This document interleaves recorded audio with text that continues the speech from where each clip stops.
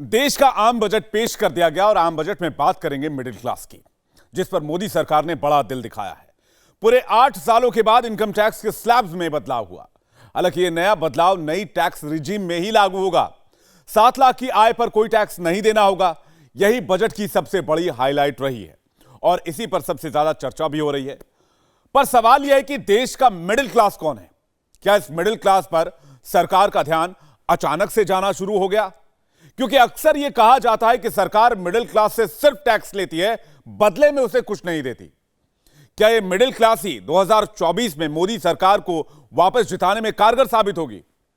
पूरी रिपोर्ट देखिए।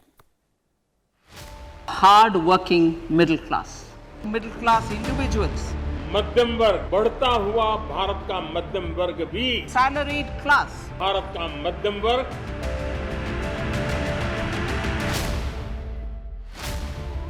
बजट का सार यही था, मिडिल क्लास, वो मध्यम वर्ग जिसके बारे में कहा जाता था कि मोदी सरकार उसका ख्याल नहीं रखती।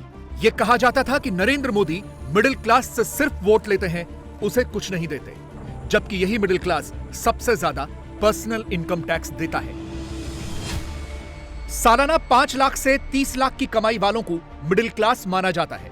देश में ऐसे 30% परिवार हैं। देश की 31% आबादी यही मध्यम वर्ग है।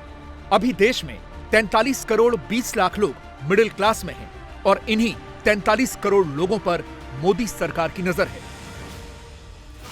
इनके लिए मोदी ने बजट में पिटारा खोल दिया है। अब तक 5 लाख की आमदनी पर टैक्स नहीं लगता था। अब सालाना 7 लाख तक की आमदनी हो तो कोई टैक्स नहीं देना होगा, यानी महीने में 58,333 रुपए तक की आमदनी पूरी तरह से टैक्स फ्री। 7 लाख की आमदनी पर पहले 33,800 का टैक्स बनता था, अब कोई टैक्स नहीं लगेगा। Currently, those with income up to 5 lakh do not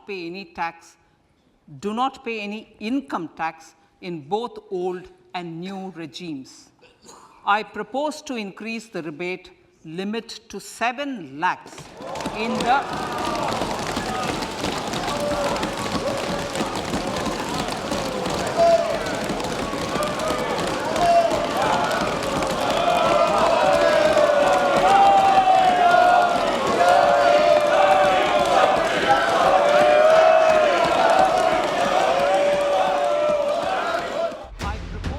इस घोषणा के बाद 25 सेकंड तक सदन में सिर्फ तालियां बजी।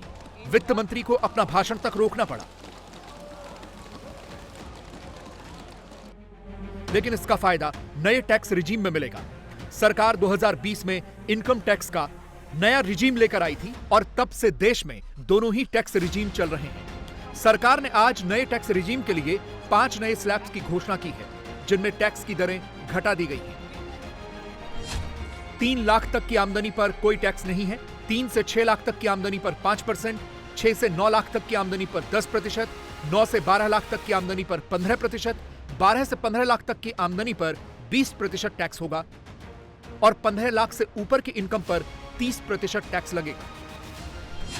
लेकिन नए टैक्स रिजीम में अब बचत योजनाओं का फायदा नहीं मिलेगा, यानी ATC के तहत 1.5 लाख की छूट हो, होम लोन इंटरेस्ट पर 2 लाख की छूट हो, नहीं मिलेगी। सरकार लोगों के हाथ में खर्च करने के लिए ज्यादा पैसा देना चाहती है, इसीलिए पुराने टैक्स रिजीम के बदले नए को ज्यादा प्रोत्साहन दिया जा रहा है। चर्चा 2 विषयों पर होती है कि टैक्स रेट को कम करो, दूसरा टैक्स को इतना कॉम्प्लिकेटेड ना बनाओ। इधर एक रेट कम हो रही है मगर दूसरे जगह पर सरचार्ज को इंक्रीज कर रही हो। तीसरे बोलते हो कि आप इंश्योरेंस लो फिर आपको एग्जेम्पशन देंगे। सो कॉम्प्लिकेशंस के कारण ओल्ड रिजीम अगर आपको बेनिफिशियल लगता है, आपको ही वो कॉम्प्लिकेटेड भी लगता है। आप इस सोच को ही बदलना है। जब रेट कम है और आपके हाथ में पैसा बचता है, आपके मर्जी जहां लगाना है। ओल्ड रिजीम में रेट भी ज्यादा, आपको प्रोत्साहन भी दें, आखिर नेट आपको वही बचता है। इधर वो प्रिटेंशन नहीं है कि हम रेट ज्यादा रख करके मगर आपको एक आध एग्जेम्पशन दे करके हम प्रोत्साहन भी दे रहे हैं मगर टैक्स भी ज्यादा कलेक्ट कर रहे हैं। इधर रेजिम सिंपल है, उतना टैक्स ना पे करो, कम पे कर दो, बचा हुआ पैसा से आप फ्यूचर प्लानिंग करेंगे या तो बच्चे के ऊपर कुछ खर्च करेंगे, वो आपकी मर्जी। जिस मिडिल क्लास के लिए आज सरकार ने ये घोषणाएं की हैं, उसके कंधे पर देश का बड़ा बोझ है। ये बात सरकार भी जानती है। जरा मिडिल क्लास और टैक्स देने वालों का पूरा गणित भी समझ लीजिए। देश में करीब 1.5 करोड़ लोग सरकारी नौकरी करते हैं। इनमें से 32 लाख केंद्र सरकार के कर्मचारी हैं, 1 करोड़ 5 लाख राज्य सरकार के कर्मचारी हैं, करीब 14 लाख सैनिक हैं। ये सभी लोग टैक्स रिटर्न भरते हैं। इनके अलावा करीब 1 करोड़ लोग पेंशन लेते हैं, वो भी टैक्स रिटर्न भरते हैं। प्राइवेट सेक्टर को मिला दें तो करीब 6 करोड़ सैलरी लेने वाले लोग टैक्स रिटर्न भरते हैं। 3 करोड़ लोगों के पास दिखाने के लिए कोई इनकम नहीं है। 50 लाख लोग 2.5 लाख तक से कम कमाते हैं। करीब 1 करोड़ लोग 5 लाख से कम कमाते हैं। यानी अब तक 1.5 करोड़ लोग इनकम टैक्स जमा करते थे। मोदी ने टैक्स फ्री इनकम 7 लाख कर दी तो सीधे 60 से 70 लाख लोग इनकम टैक्स के दायरे से निकल जाएंगे। मध्यम वर्ग को सशक्त बनाने के लिए हमारी सरकार ने बीते वर्षों में अनेकों निर्णय लिए और ईज ऑफ लिविंग को सुनिश्चित किया है। हमने टैक्स रेट को कम किया है, साथ ही प्रोसेस को सिंप्लीफाई, ट्रांसपेरेंट और फास्ट किया है।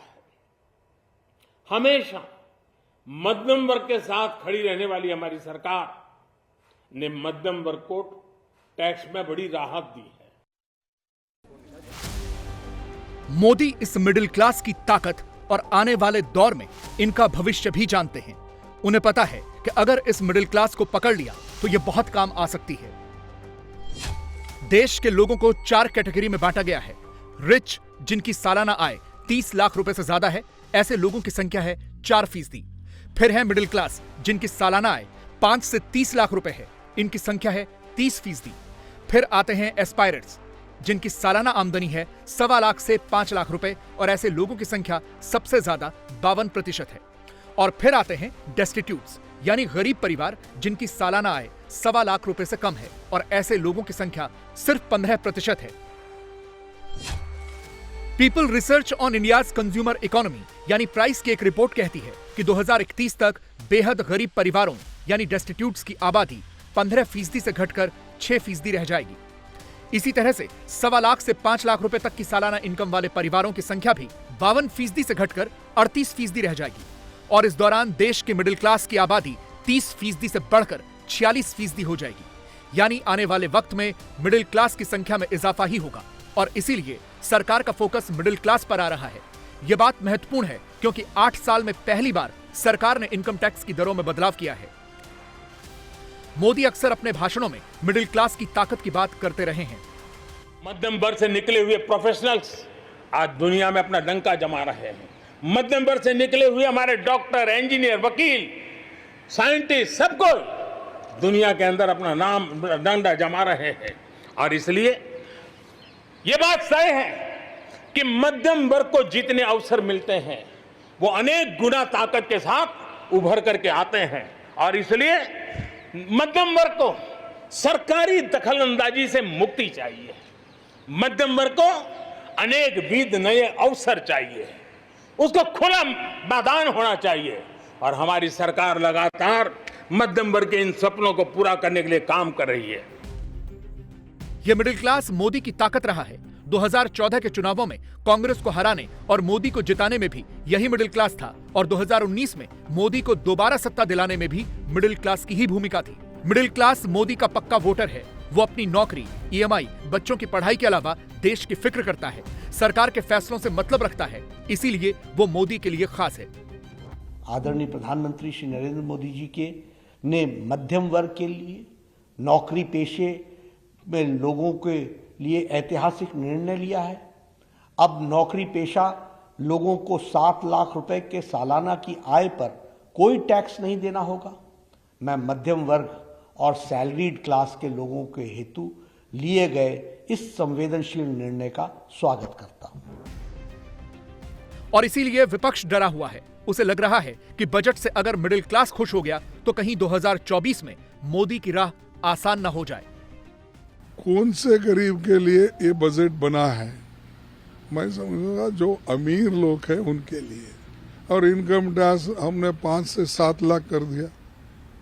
भाई इन्फ्लेशन इतना बढ़ गया है, कोई 2 लाख कोई बड़ी राहत नहीं है।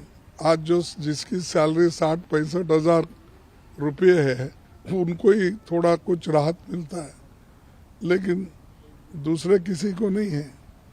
वो भी अपने हिसाब से उन्होंने किया कि मिडिल क्लास को कैसा अट्रैक्ट करे। उनके पार्टी में चर्चा हो गई कैसा अट्रैक्ट करे। मोदी का ज्यादातर फोकस गरीबों, आदिवासियों और पिछड़ों पर भी रहता है। उनकी ज्यादातर योजनाओं के सेंटर में यही रहते हैं। इसीलिए कहा जाता था कि मोदी सरकार मध्यम वर्ग के बारे में नहीं सोचती। लेकिन मोदी के इस मास्टर स्ट्रोक ने विपक्ष की उम्मीदों पर पानी फेर दिया है। इसीलिए विपक्ष खिसियाया हुआ घूम रहा है। इंडिया टीवी हर वक्त हर जगह डाउनलोड करने के लिए सर्च करें India TV news Google play store या ऐप स्टोर पर।